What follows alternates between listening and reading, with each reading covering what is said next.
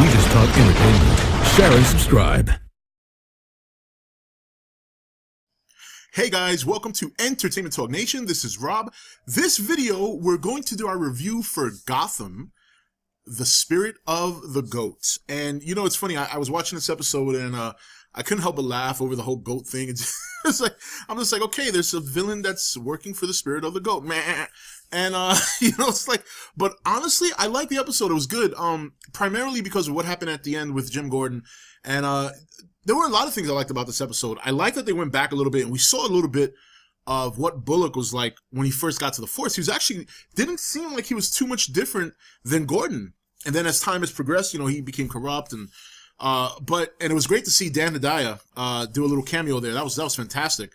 But, you know, it was a good episode. I really liked it. You know, even though I kept laughing at the whole idea of the goat villain, but even that, the way it was done, the way like the therapist hypnotized people and stuff like that, I thought that was very clever. I like that. You know, I'm still not, you know, it's funny. I'm not too keen on the whole, you know, villain of the week deal, but I really can't sit here and complain about it because one of my favorite shows took a very similar format, which is like, you know, crazy science story of the week, which was The Fringe. The Fringe did that a lot too.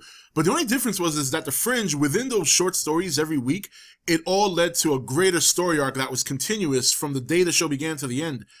This one, we can't really tell where that's at yet because it's always a different villain. We know that the core of the show right now is corruption in Gotham, and Gotham just being completely corrupted by so many different people that Gordon seems to be the only person in the town that is, you know, not corrupted. He had to actually pretend to be corrupted just to save his life. I like that Barbara came back into the fold. I like to see them trying to communicate and work things out between each other because, and it's like I said in one of my other reviews, you know, we know why Gordon's not telling her anything. It's to protect her. But the downside of that is if she had found out, which she did, but she found out, well, I'll get to that in a second, but if she had found out that he was involved in Cobblepot's alleged murder at the time, it could put a strain on their relationship. Then the strain did happen, and then in this episode, she does find out, but quickly, before there's any chance for her to look at Gordon differently, Cobblepot shows up in what I thought was a great scene when he showed up to the GPD, and that was great. I like that scene. That was one of my favorite scenes, and you know, to echo that even more, what I also like there is now Bullock knows. He knows what the deal is, and that's going to bring a bigger conflict to two people who they don't get along, but somehow they work well together. They, you know, when push comes to shove, they get the job done. And I'm really liking Bullock's character as well. Every week I seem to like him more and more. So I thought it was a good episode. You know, considering 2 weeks ago I was a little down on one of the episodes I didn't like too much.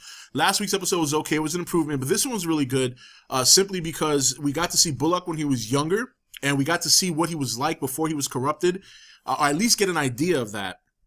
You know, we got to see some things come to light, and I really think things are going to start taking off now. Now that it's out in the open that Gordon did not kill Cobblepot, it's going to have a domino effect. You know, Falcone is going to find out, Mooney's going to find out, everybody's going to be after Cobblepot, but he seems to get an idea. He knows what the fuck he's doing, even though he's done some things that are questionable, like telling Maroney that you know, he used to work for Mooney. And that I thought was weird, but it worked out in the end for him. And now it looks like he's going to continue to progress using tools, using puppets. He's really coming into his own. I think right now he's probably the star, you know, he's the star villain of the show. I mean, I do love Jada Pinkett a lot. She's still my favorite character. But you can see that they're developing Cobblepot to be the man in the early going on this show. And that's fine because I think the actor's doing a fantastic job. I like seeing Penguin in this position before his rise. And I think it's great. I think it's great to see him. I think if they concentrate on him more and as well as continue to develop Gordon and put him in a position where he's not corrupt and he's fighting the world, then yeah, I think the show can do really, really well. You know, they went to Bruce Wayne again, and again, it's the same thing. I'm still not feeling that whole thing because I still think there's a certain element they should give him where he's still a child.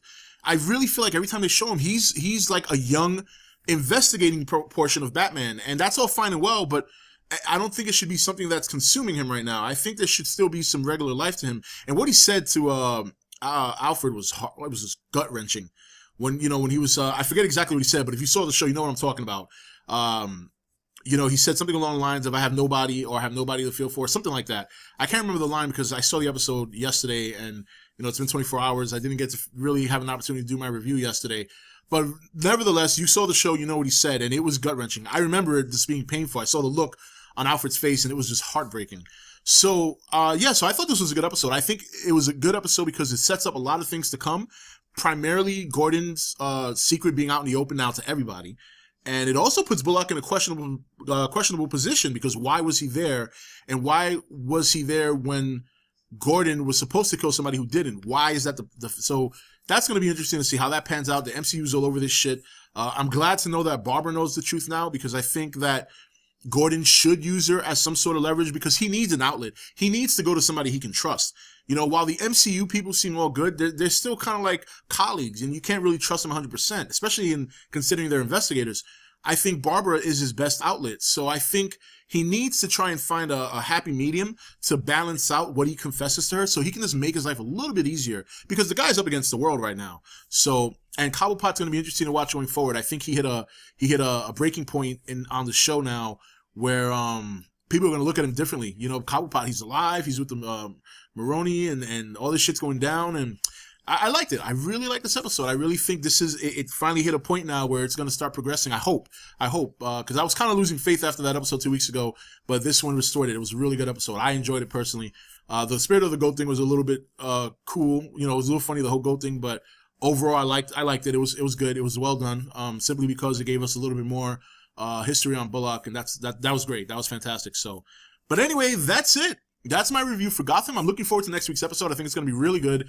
And what do you guys think of this episode? I thought it was really good. I thought it did a good job. And we're going to see a lot of things going forward. So anyway, guys, this is Rob signing off for ETN, where we don't do news, we just talk entertainment. Take it easy. Thank you for watching ETN. Don't forget to comment, share, and subscribe. Join the nation's Facebook page to meet other subscribers, or visit ETN's Facebook page and Twitter page. Links for all are in the description.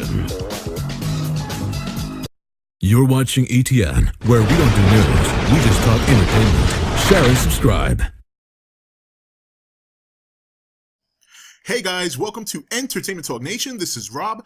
This video, we're going to do our review for Gotham, the Spirit of the Goat. And you know, it's funny, I was watching this episode and I couldn't help but laugh over the whole goat thing. It's like, I'm just like, okay, there's a villain that's working for the Spirit of the Goat, man. And, you know, it's like, but honestly, I liked the episode. It was good.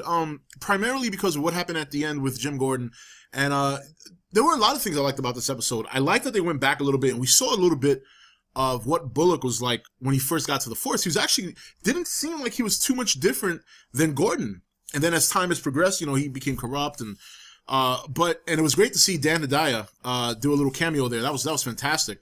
But, you know, it was a good episode. I really liked it. You know, even though I kept laughing at the whole idea of the goat villain,